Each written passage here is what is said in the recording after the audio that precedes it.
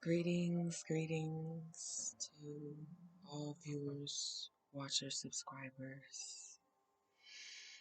I felt called today to share my story. First, I just would like to share a bit of why I felt called and a little bit about numbers. Actually, my great maternal grandmother, I discovered she was really into numerology. And I feel like that was passed down to me because now numbers for me, time, dates, synchronicities that have to deal with numbers, I'm configuring them in my head and breaking them down into one number. So with that being said, my age is 32. 3 plus 2 is 5. The year is 2021. It's the year 5. And this is video number 5 for me. So 555 for me is a big number. Earlier this year too, my clock in my bedroom stopped on 5:55. I thought that was pretty cool, but today is the day where I just want to share my experience to hopefully provide you all with a perspective on what I've been through, but also to provide hope within your spirit, within your mind, within your body. So let's begin. I was born September 15th, 1989, in San Diego, California, to Marcus Williams Jr. and Chantel Jones. At about 2 years old, I lived with my dad full time, and my stepmom, and my stepsister, and us four just became a family unit. I don't ever recall having a relationship with my mother. There are times where she says, "You don't remember this, you don't remember that." It was before I was 2, so no, unfortunately, I don't remember. But I lived with my dad and my stepmom and my sister. We're 2 months apart, and we met when we were 2. And my dad always was a hard worker. He always was at work. But I do recall times of us being in the living room, laughing and joking, and him just dancing and goofing around and just being his silly, fun self. And my stepmom, she was a sweet spirit. She really is a sweet spirit, but she had things that will come out in ways that weren't her true essence. I experienced abuse emotionally, physically, and spiritually from her almost every day, living with my dad and my stepmom until I was 15 years old. From her comparing me to my stepsister, from her bashing my biological mother and just making me feel like it's no use in her even being in my life, from her telling me I was never going to be anything, from her making me feel less than what I was.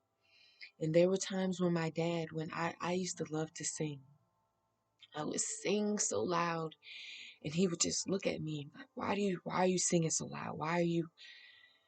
And it just made me feel like maybe I shouldn't sing at all. So from a young age, I learned to suppress my voice, suppress my light, and suppress my essence. My dad and my stepmom, it was a traumatic marriage. It was a toxic marriage. And there were times where I experienced seeing arguments, physical arguments, and words, hearing words of negativity towards one another, and just not feeling safe, not feeling secure, not feeling loved. My stepmom was in and out of jail from the time I was 8 years old, and there were times where she just wasn't there, and there were times when my dad just wasn't there because he was so consumed with work and providing for our family. By the time I was 15 years old, we had gained four more siblings, so it was six of us and two adults, so eight of us total. And my dad just worked so hard to provide. And I didn't know that we were struggling because we always had nice houses. We always had things that we wanted. But around 15, that's when I think I started to notice, wow, it's a lot of us here, and my dad's the only one working, and he's just he's just providing for all of us, and it must be a struggle. We are struggling. But that was from a young perspective. The physical abuse really, really, really affected me. There were times where I didn't even want to get out of bed. I didn't even want to be seen. And I just felt like no one loved me.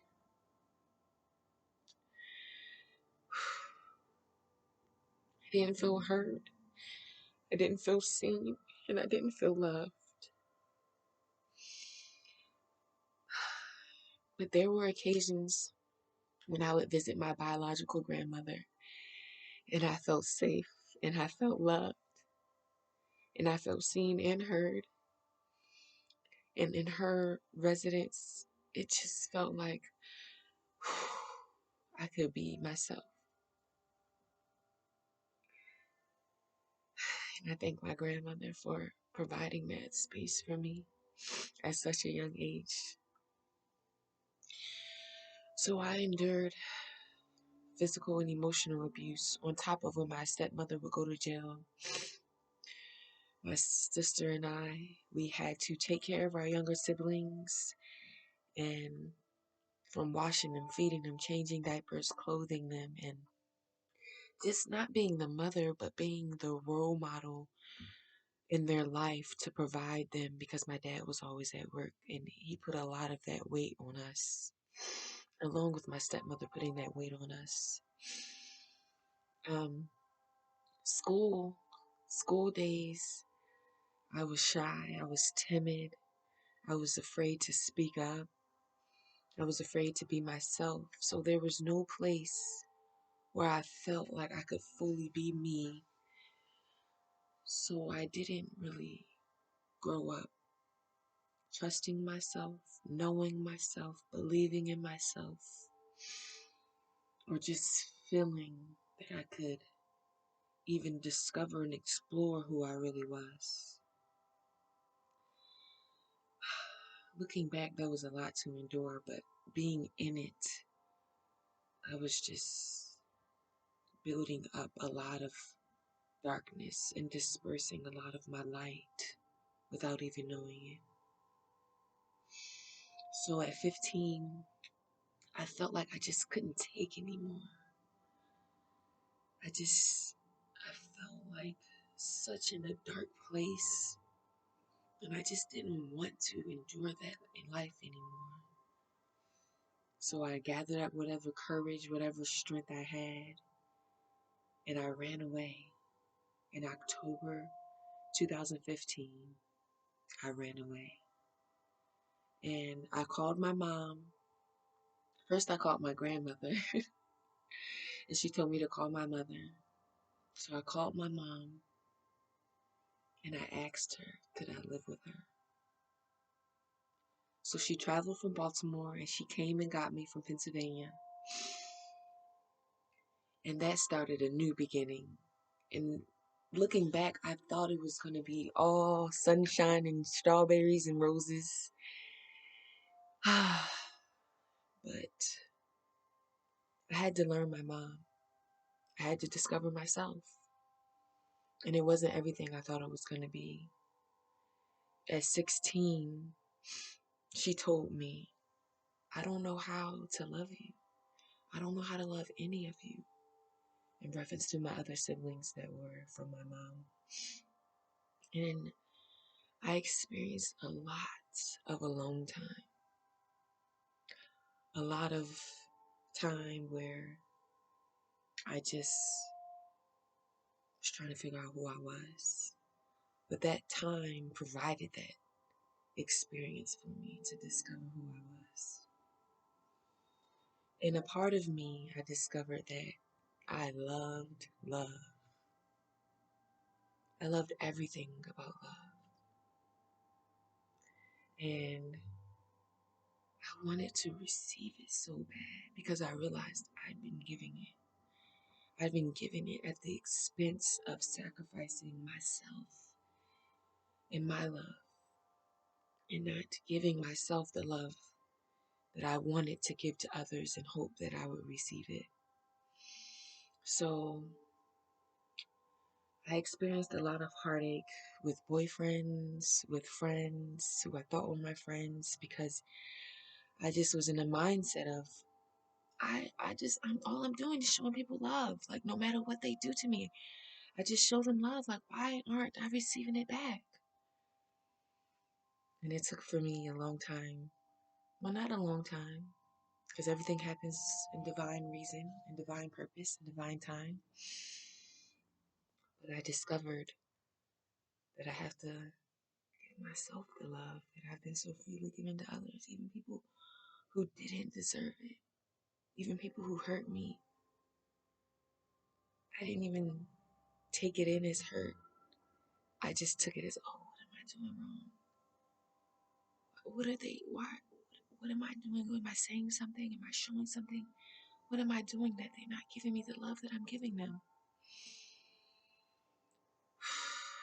So from the age of 16, 15 to about 18, I experienced a lot of heartache that I brought onto myself because I wasn't able to take myself back out of the picture and to see that it wasn't necessarily me, that it was the people I was associating and putting myself around.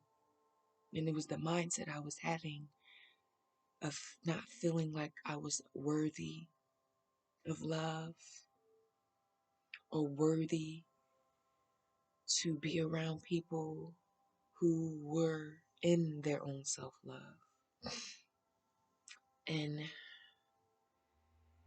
I joined the Navy at 18. No, at 17 I joined the Navy, but then I left in December of 2017. I went to Navy boot camp and I felt like it was the right thing to do. But looking back, at that time, it was the right thing to do, but it wasn't. The Navy life wasn't for me. I went through boot camp, I injured myself, and I kind of gave up on myself. But I realized that because it wasn't right for me, and I left out of boot camp in April 2008, and in that same month, I met my husband, and we started off just as friends, dating, and there were some things that I experienced with him in the beginning, but because I was in that mindset of not seeing that people put energies on you when they're in their own experience and that I don't necessarily have to take on those things. So I just wasn't giving up on that relationship. I wasn't giving up on him feeling that I loved him, on excuse me, on just feeling like this is it. I want to be with him. I have so much love for him. And I just felt like he provided me with so much stability that I was looking for and didn't see within myself. And I experienced some heartache in the beginning, but I kept on pressing on because I was like, he's going to feel this love and he's going to give it back to me. And in April 2009, I discovered I was pregnant with my beautiful baby girl, London. And I gave birth to her in October 2009, the same month of that year that my husband and I got married. Then turned around and 6 weeks later discovered I was pregnant again with my beautiful baby boy, Jason, and gave birth to him in October 2010. So both my children were born in October, 11 months apart. And they bring so much joy and happiness to me. And looking back, I just always wanted to be the best wife, the best mother. Maybe because I felt like I didn't receive the best experiences with my two mothers that were placed in my life. So I wanted to prove to myself that I could do it. Still not discovering who I am, but just wanting to be who people needed me to be. The wife, the forgiving, the loving, the nurturing, kind wife. The nurturing, kind, forgiving, patient mother. And I learned a lot of lessons with just giving and giving and giving and giving and not wanting to give in to selfishness. I just kept pouring and pouring my light into my marriage and into my children, which I don't regret. My children they needed me and I needed them to learn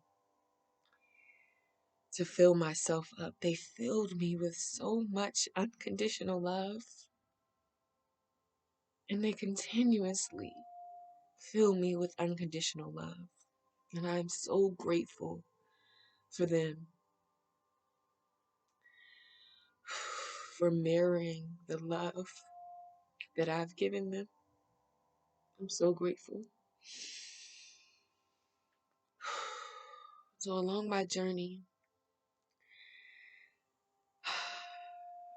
I've been hurt. I've been traumatized. I've been abandoned. I've been abused. I've been neglected. I've been in all the energies that were keeping me low, that were draining me of my light. And I got to a point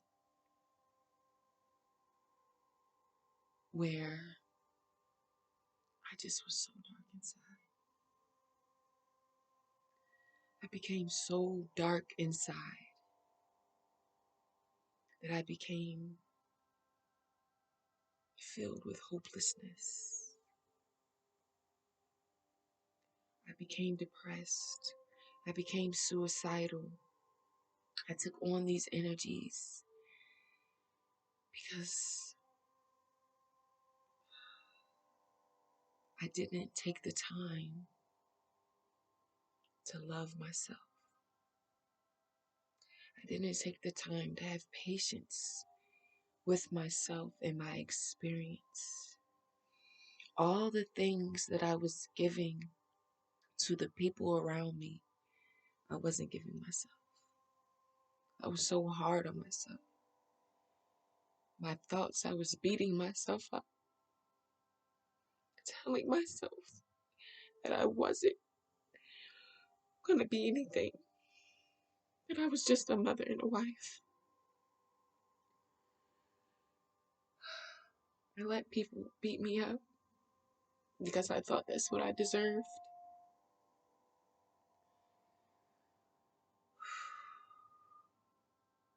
And then something changed in me in 2015. I connected with some beautiful people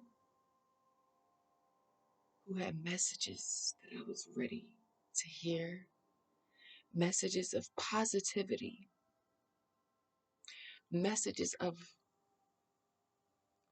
hope that I took on and I held on to. And I started to change my mindset. I started to pour in positivity into my mind, dispelling any negativity that was trying to enter in, any thoughts that I was attaching myself to of negativity. I was able to absorb positive thoughts, to dispel them and counteract those negative thoughts, which allowed me to pivot into a different direction than I was going. You know, paranoia has set in deep inside my brain, and I cared a lot about what people thought about me. And it stopped me from achieving a lot of the things that I wanted to achieve. It had me in a fear mindset. And once I started practicing positive mindset, a lot of the fear and a lot of the paranoia started to dispel away from me. I started researching things and discovering things that were already inside of me, that were already part of me. And so many things, sorry, got distracted for a moment. So many things I just started to navigate towards. Like just loving myself, loving who I was, loving who I was becoming, and knowing that I'm more than a wife and a mother, and trusting myself to know that I have light within me, that I have beauty within me, that I deserve to live the life of my dreams. I deserve to be hopeful. I deserve to be joyful. I deserve to sing and dance and write and read and walk the path that was destined for me. But I wouldn't, hello, grandmother. I wouldn't change anything, because each experience has brought me to this moment to share how I came out of that darkness of depression, suicidal fear, paranoia, and the lack of self-love. That now I'm just so happy. I'm so happy where I am today. I'm so happy that I tapped into my selfishness, and I did this for myself. I filled my cup up for myself, for my children, to be an example for them. And I'm so grateful. I'm so grateful to God. I'm so grateful for my experience. And I want you to know, whoever is watching this, that you don't have to be stuck. You don't have to be stuck in your mind. You don't have to be stuck in your life. You don't have to be stuck in your perspective of hopelessness and fear and doubt. That you have the power to bring yourself out with self-love, with practice, with stillness, with gratitude, with grace, with joy. You have the power. And I'm here with you to uplift you, to inspire you. And I hope you do the same for me, because I love you. And I thank you for listening to my story. I thank you for taking the time out of your day to listen. And I hope that after you watch this, you take some time to be still, to have patience with yourself, and practice self-love, practice joy and gratitude, and hope that you will be all that you've dreamed, all that you ever imagined you would be. And I thank you. Namaste.